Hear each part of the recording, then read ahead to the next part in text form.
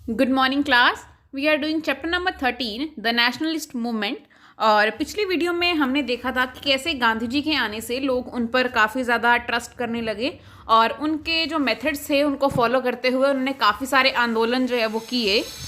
और अपने इन आंदोलन में गांधी जी सफल भी हुए। उन्होंने ब्रिटिशर्स को अपने सामने झुका दिया क्योंकि ब्रिटिशर्स को उनकी मांग माननी पड़ी। तो लोग काफ़ी ज़्यादा ट्रस्ट करने लगे गांधी जी के ऊपर, उनको आराम समझने लगे। उन्हें लगा कि अब हमारी सारी समस्याएं दूर हो जाएंगी। अब होता क्या है, जब ये सारी चीज़ें चल रही थी, गांधी जी आंदोलन पे आंदोलन कर रहे थे, अपने पीसफुल तरीके से प्रोटेस्ट कर रहे थे लोगों के हक के लिए। तो इस दौरान क्या होता है कि गवर्नमेंट, एक जो ब्रिटिशर गवर्नमेंट है वो क्या करती है, रॉलेट एक्ट निकाल देती है। 1919 में वो एक रॉलेट एक्ट निकालते हैं। इस एक्ट में क्या होता है ये अब हम पढ़ेंगे। So let's start. Rowlatt act.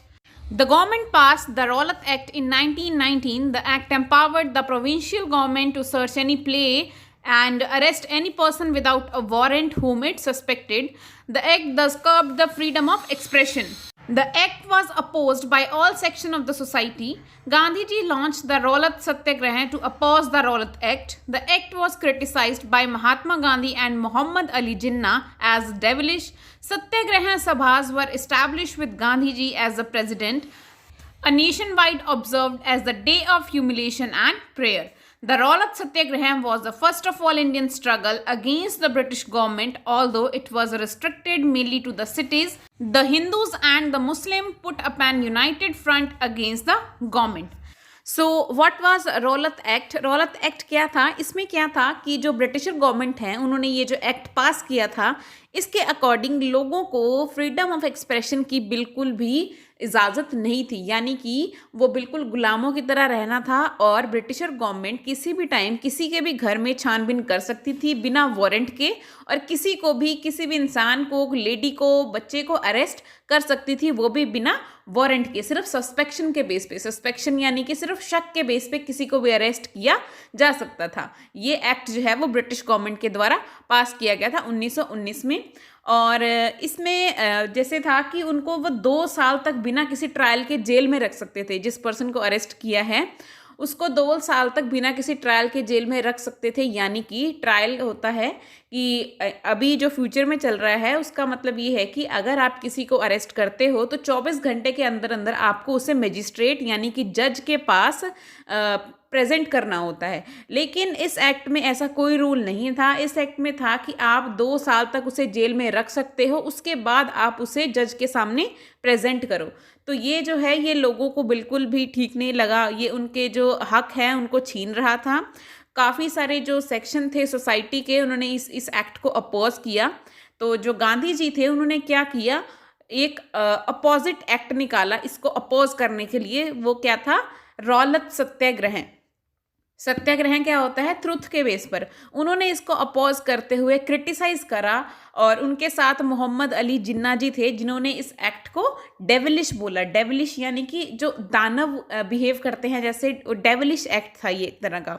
और इसको ब्लैक लॉ के नाम से भी जाना जाता है। लोग इसे ब्लैक लॉ बोलते हैं क्योंकि ये सारी पब्लिक के, जो आम जनता है, उनके हक के खिलाफ ये एक्ट बनाया गया था। तो ये जो सत्याग्रह था, काफ़ी सारी जो गांधी जी ने इसको आराम से पीसफुली प्रोटेस्ट करी कि हम ये एक्ट नहीं मानेंगे, ब्रिटिश गवर्नमेंट को इस एक्ट को वापस लेना होगा।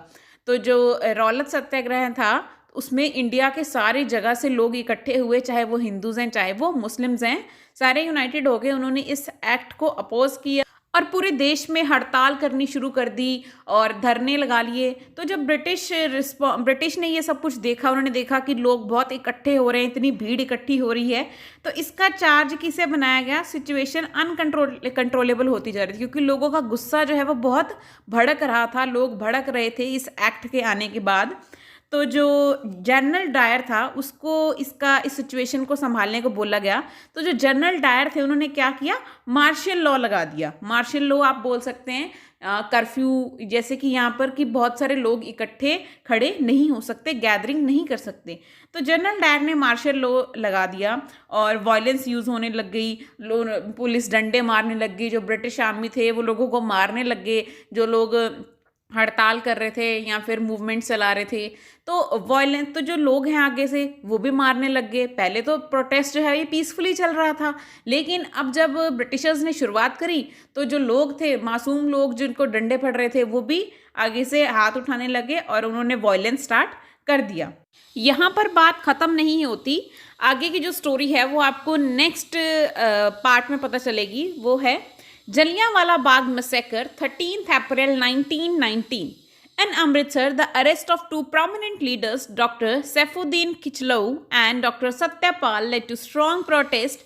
Unaware of a ban on public meetings, the people of Amritsar held a meeting at the Jallianwala Bagh on 13th April 1919, which happened to be the day of the Baisakhi festival.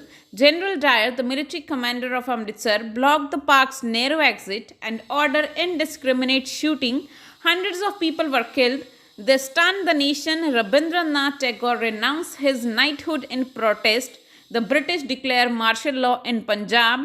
Protests were publicly humiliated and many were sentenced to imprisonment, deportation or death. अब जब रौलत act के लिए इतनी protest चल रही थी, पूरी दंगे छिड़ गए, एक तरह से कर्फ्यू लग गया देश में, लेकिन उसी के बीच में क्या हुआ कि जो ब्रिटिश गवर्नमेंट है वो दो लीडर को अरेस्ट कर लेती है। एक तो डॉक्टर सैफुद्दीन किचलेओ और डॉक्टर सत्यपाल, इन दोनों को अरेस्ट कर लेती है। ये काफ़ी होनहार और स्ट्रॉन्ग लीडर थे जो कि प्रोटेस्ट कर रहे थे। जब ये इन्हें प्रोटेस्ट कर रहे थे तो जब इनको अरेस्ट कर लिया जाता है तो जो लोग हैं वो काफ़ी ज़्यादा गुस्सा हो जाते हैं और क्या करते हैं, इतना उनका गुस्सा भड़कता है कि वो पब्लिक मीटिंग कर लेते हैं, एक मीटिंग बिठाते हैं ताकि हम कुछ स्टेप ले सकें। तो लेकिन उन लोगों को ये नहीं पता था कि पब्लिक मीटिंग पर बैन लगा हुआ है, यानी कि मार्शल लॉ पास किया था ना अभी, लेकिन लोग इसके बारे में पता ही नहीं होता कि मार्शल लॉ लगा हुआ है देश में, यानी कि देश में इकट्ठे गैदर होना अलाउड नहीं है और कर्फ्यू लगा हुआ है। तो लोग इस बात को जानते नहीं थे। तो 13 अप्रैल 1919 को ये डेट डिसाइड की गई कि एक मीटिंग की जाएगी जलियांवाला बाग में, जिस दिन वहाँ पर बैसाखी फेस्टिवल सेलिब्रेट किया जाएगा। तो बहुत से लोग होते हैं, एक तरह का मेला लगा होता है और साथ ही साथ जो लीडर्स होते हैं वो अपनी मीटिंग्स भी कर रहे होते हैं। तो जो जनरल डायर होता है वो सोचता है कि ये तो बड़ा सही मौका है कि अगर ये मार्शल लॉ भी लगा हुआ है और लोग उसका पालन नहीं कर रहे, रूल ब्रेक कर रहे हैं, तो वो क्या करता है कि उसमें घुस जाता है और मतलब जो जलियांवाला बाग पार्क होता है उसमें चला जाता है उसके अंदर, और जहाँ से आने का रास्ता होता है या आने और बाहर निकलने का रास्ता सेम ही था, एंटर और एग्जिट, उसे बंद कर देता है और ऑर्डर देता है कि शूटिंग चालू कर दो। गोलियों की बरसात हो जाती है, बहुत सारे हंड्रेड्स ऑफ पीपल जो है वहाँ पे मारे जाते हैं। जब ये हादसा लोगों के सामने आता है, देश के सामने आता है, तो देश वाले भी हैरान हो गए। बहुत से ऐसे लोग थे, बच्चे थे, मासूम बच्चे थे, मासूम लोग थे, मासूम बुजुर्ग थे जो कि इस मैसेकर में मारे गए थे। तो इसमें क्या हुआ, वो अंधाधुंध फायरिंग करवा देते हैं और जितने भी लोग उस टाइम प्रेजेंट होते हैं उस जगह पर जलियांवाला बाग में, वो सारे के सारे उनकी डेथ हो जाती है। और जो ये लॉ है मार्शल लॉ पंजाब में, ये उस टाइम भी कंटिन्यू रहता है। तो जब ये सब देख के जो रविंद्रनाथ टैगोर हैं उनका मन बहुत दुखी होता है, तो वो क्या करते हैं, उनका एक नाइटहुड, उनको एक टाइटल मिला था क्योंकि वो लिटरेचर में काफ़ी अच्छे थे, तो ब्रिटिश गवर्नमेंट ने उन्हें नाइटहुड का टाइटल दिया था।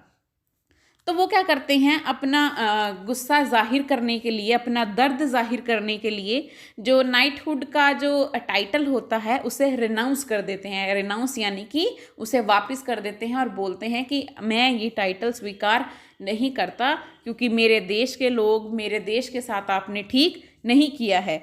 तो ये जो प्रोटेस्ट हैं इसके बाद भी जारी रहती हैं। लोगों को बड़ी ही बेरहमी से मारा गया, लोगों को फालतू में जेल में पहुंचा दिया गया और डिपोर्ट भी कर दिया गया कुछ लोगों को, और डेथ भी, उनको मार भी दिया गया। तो इन शॉर्ट अगर सम अप करूं तो समरी ये बनती है कि गांधी जी आए, गांधी जी के आने के बाद बहुत से लोग उन पर ट्रस्ट करने लगे, भरोसा करने लगे कि अब जो है हमारी प्रॉब्लम्स दूर हो सकती हैं। उन्होंने छोटी छोटी मूवमेंट स्टार्ट करी, जैसे कि पहले उन्होंने चंपारण में, देन अहमदाबाद और खेड़ा में, उसके बाद उनके साथ काफ़ी सारे लीडर्स जुड़ने लगे, लोग भी उन पे विश्वास करने लग गए कि क्योंकि वो काफ़ी अच्छे काम कर रहे थे, ब्रिटिशर्स उनकी बात मान भी रहे थे। उसके बाद क्या होता है, 1919 में एक रौलत एक्ट ब्रिटिश पास करती है जिसके खिलाफ सब होते हैं। इस रौलत एक्ट में क्या होता है कि किसी को भी कोई भी हक नहीं दिया जाएगा, लोगों को किसी भी टाइम गिरफ्तार किया जा सकता है बिना अरेस्ट वारंट के।